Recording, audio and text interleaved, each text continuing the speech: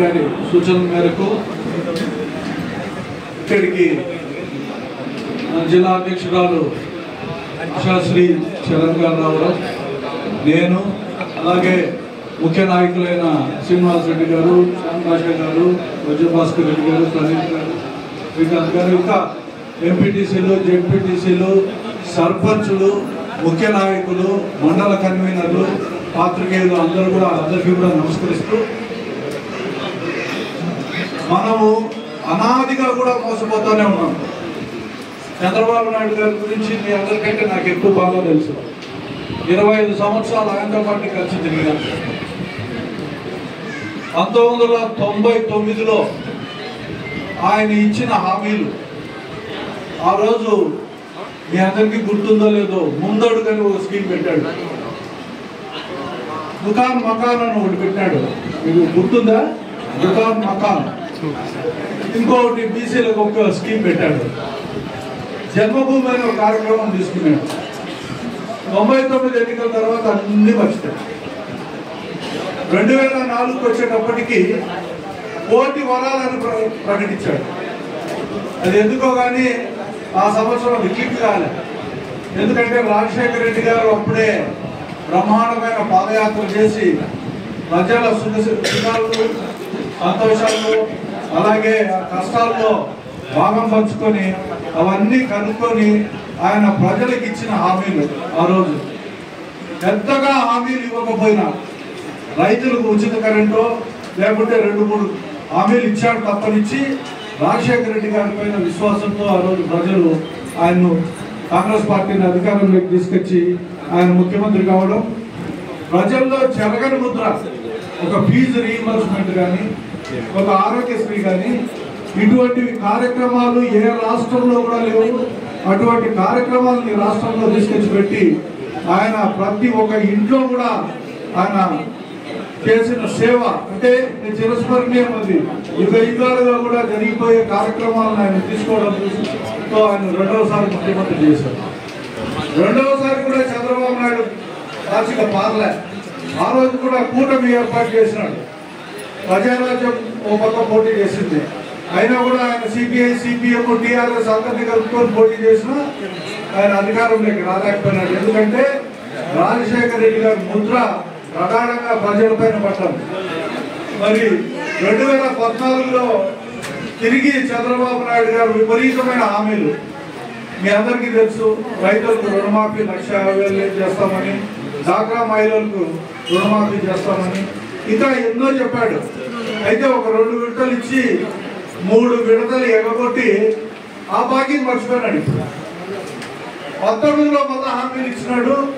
19లో జగన్మోహన్ రెడ్డి గారు నవరత్నాలు అనే కార్యక్రమాన్ని తీసుకొచ్చి ప్రజల్లో విశ్వాసం కలిగించి, తర్వాత ఆయన ఎన్నికైన తర్వాత పూర్తి స్థాయిలో 5 సంవత్సరాలుగా ఆ నవరత్నాలు అనే కార్యక్రమాన్ని, ఆ సంక్షేమ పథకాలను ప్రజల్లోకి తీసుకుపోయి ప్రజలకు నిత్యం ఇస్తూ, కరోనా లాంటి ఎన్నో ఇబ్బందికరమైన రోజులు ఉన్నా ప్రజలను దృష్టిలో పెట్టుకొని, ప్రజల ఆర్థిక పరిస్థితులు దృష్టిలో పెట్టుకొని, వాళ్ళకున్న ఇబ్బందులు దృష్టిలో పెట్టుకొని ఆయన ఈ పథకాలు అమలు చేయడం జరిగింది. చంద్రబాబు నాయుడు గారు వచ్చారు. తెలంగాణలో రేవంత్ రెడ్డి గారు ఏదో ఉచిత బస్సు పెడితే లేకుండా పోతే ఆయన 4-5 హామీలు ఇస్తే ముఖ్యమంత్రి అయినాడు. నేను కూడా అదే చేస్తే సరిపోతుందనే ఒక ఆవేశంతో 40 ఏళ్ళ ఇండస్ట్రీ, అప్పటికి 44 ఏళ్ళ ఇండస్ట్రీ అయింది. 14-15 సార్లు బడ్జెట్ ప్రవేశపెట్టిన ప్రభుత్వంలో ఉన్నాడు ఆయన ముఖ్యమంత్రిగా. ఆయనకు ఆర్థిక పరిస్థితులు అన్నీ తెలిసిన అమలు కాని హామీలన్నీ కూడా ఇవ్వడం జరిగింది. ఈ అమలు కాని హామీలన్నీ ఇప్పుడు ఖజానా ఖాళీగా కనపడుస్తుందంట. అది ఏంటి కనపడుతుందో ఏమో ఆయనకే తెలియాలండి, ఎందుకు కనపడుస్తుందో అట్లా. ఎందుకంటే ఆయన తెలియకుంటే సరే, తెలియదు కాబట్టి, కొత్త వ్యక్తి కాబట్టి ఆయన ఏదో చెప్పినాడు, పొరపాటు అయిపోయింది అని అనుకోవచ్చు. 44 సంవత్సరాల అనుభవం రాజకీయాల్లో ఉండే వ్యక్తి 4వసారి ముఖ్యమంత్రి అయిపోయి ఖజానాలో డబ్బులు లేవు, మేము ఇబ్బందులు పడుతున్నామని ఒక మాట మాట్లాడినాడంటే, ఇప్పటికే 1,50,000 కోట్ల రూపాయలు ఈ ప్రభుత్వంలో అప్పు చేసినారు ఈ 1 సంవత్సరం. ఎందుకు చేశారో తెలియదు, ఎక్కడ ఖర్చు పెడుతున్నారో తెలియదు. అమరావతికి ఒక 50,000 కోట్లు అప్పు తీసుకొచ్చారు. మళ్ళా దీనిపైన అమరావతిలో 50,000 కోట్ల టెండర్లు. అంటే కొత్త కొత్త వ్యవహారాలన్నీ ప్రజల మీద పెట్టడం, ప్రజలు ఆలోచన చేసే లోపల ఇవన్నీ దాటవేయడం తప్పనిచ్చి చంద్రబాబు నాయుడు గారు ఏ రోజు ఆయన ఇచ్చిన హామీ నెరవేర్చిన పరిస్థితులు లేవు. అందుకే జగన్మోహన్ రెడ్డి గారు ఇది వెన్నుపోటు దినం. ఎందుకంటే ఆయన పేటెంట్ అది వెన్నుపోటు అనేది. ఎన్టీ రామారావు వెన్నుపోటు గురించి ప్రభుత్వాన్ని ఎలా లాక్కున్నాడో ప్రజలకు వెన్నుపోటు గురించి ఆయన ఈ ప్రభుత్వాన్ని ఏర్పాటు చేయడం జరిగిందని ప్రజలకు మనం చెప్పాల్సిన అవసరం ఉంటేనే ఉంది. ఇంకోటి కొత్తగా P4 అనే ఒక కార్యక్రమం తీసుకున్నాడు. అది ఎవరికీ అర్థం కావడం లేదు. ఎందుకు తీసుకున్నాడో కూడా తెలియదు, ఆయన ఒక్కడికే తెలుసది. అందుకని ఆయనకి ఇంకొక ఆలోచన ఏంటంటే A4 చేయడం, విచ్చలవిడిగా అవినీతి చేయడం, విచ్చలవిడిగా ఆశ్రిత పక్షపాతానికి పాల్పడడం, విచ్చలవిడిగా అక్రమ వసూలు చేయడం. ఈ అంటర్ ఫ్లాప్ ప్రభుత్వాన్ని ఈరోజు ప్రభుత్వం ప్రజలకు అందించే ప్రయత్నం ఆయన చేస్తాడని తప్పనిచ్చి ఇంకోటి కాదు అని చెప్పి ఈ సందర్భంగా మనం చేస్తూ, సమయం మీ అందరికీ బాగా తెలుసు.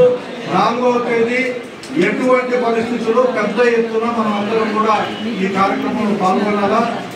శ్రీనివాస్ రెడ్డి గారు చెప్పినట్లు ఆ రోజు 4వ తేదీ నేను కూడా ఇక్కడ మీతో పాటు ఆ పాదయాత్రలో పాల్గొన్నాను. మనందరం కూడా కదిరి పట్టణాన్ని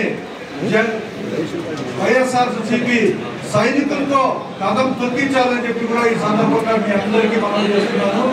తప్పనిసరిగా మన అందరము కూడా ఈ సభను విజయవంతం చేయాల్సిందిగా కోరుకుంటూ, జై జగన్.